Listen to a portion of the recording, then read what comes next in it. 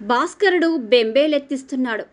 బయటకొచ్చారా మాడు పగిలిపోద్ది అంటూ డేంజర్ బెల్స్ మోగిస్తున్నాడు. కాదు కూడదని బయట అడుగు పెడితే సుర్రు సుమ్మైపోద్దంటూ ఉదయం 9 గంటల నుంచే చుక్కలు చూపిస్తున్నాడు. సాయంత్రమైనా భూమి సెగలు పొగలు కక్కుతూనే ఉంది. మే నెల వచ్చిందా అని చూస్తే క్యాలెండర్ మార్చి కూడా దాటలేదు. ఫిబ్రవరి నుంచి మొదటి నుంచే ఉష్ణోగ్రతలు భారీగా నమోదవుతున్నాయి. ఇక ఈ నెల మొదటి వారం నుండే వేడి పెరుగుతుంది. ఉక్కపోతతో ప్రజలు ఇబ్బంది పడుతున్నారు. ఇప్పుడే ఈ రేంజ్లో ఎండలు ముదిరితే ముందు పరిస్థితి ఎలా ఉంటుందోనని ప్రజలు ఆందోళన చెందుతున్నారు. తెలుగు రాష్ట్రాలు నిప్పుల గుండంగా మారిపోయాయి. తెలంగాణలో మార్చి నెలలోనే గరిష్ట ఉష్ణోగ్రతలు 40 డిగ్రీలకు పైగా నమోదవుతున్నాయి. సాధారణం కన్నా 3.3 డిగ్రీలు అధికంగా నమోదవుతున్నాయి.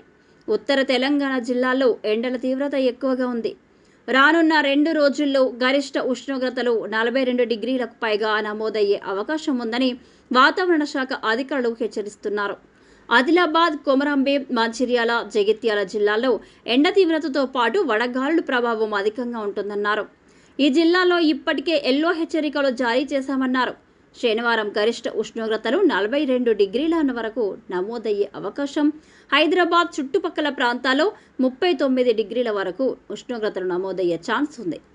తెలుగు రాష్ట్రాల్లోనే కాదు దేశవ్యాప్తంగా పలు రాష్ట్రాల్లో ఎండలు హడలెత్తిస్తున్నాయి. ముఖ్యంగా కేరళలో అతినీల లోహిత కిరణాలు తీవ్ర రూపం దాల్చాయి. వాతావరణ కాలుష్యం, ఓజోన్ పొరకు రంధ్రాలు తదితర కారణాలతో యూవీ ఇండెక్స్ అత్యంత ప్రమాదకర కేటగిరీలోకి చేరింది. దీంతో కేరళలోని పలు జిల్లాల్లో ఆ రాష్ట్ర విపత్తు నిర్వహణ సంస్థ రెడ్ అలర్ట్ ప్రకటించింది. ఆ జిల్లాలో అతినీల లోహిత కిరణాలు అధిక స్థాయిలో ఉన్నట్లు గుర్తించడంతో ఈ నిర్ణయం తీసుకుంది. పలు ప్రాంతాల్లో ఇది 11 పాయింట్లుగా నమోదైంది. 11 దాటితే అత్యంత ప్రమాదకర కేటగిరీలోకి చేరినట్లు లెక్క. యూవీ కిరణాల తీవ్రత పెరిగే కొద్దీ ఓజోన్ పొర మందం తగ్గుతుంది. మనుషుల్లో చర్మ సంబంధిత సమస్యలు, కళ్ళ రుగ్మతలకు కారణమవుతాయి. చర్మ క్యాన్సర్ బారిన పడే ప్రమాదం ఉందని నిపుణులు హెచ్చరిస్తున్నారు. ప్రజలు అతినీల లోహిత కిరణాల బారిన పడకుండా తగు జాగ్రత్తలు తీసుకోవాలని సూచించింది. ఉదయం 10 గంటల నుంచి మధ్యాహ్నం 3 గంటల వరకు దీని ప్రభావం ఉంటుందని తెలిపింది.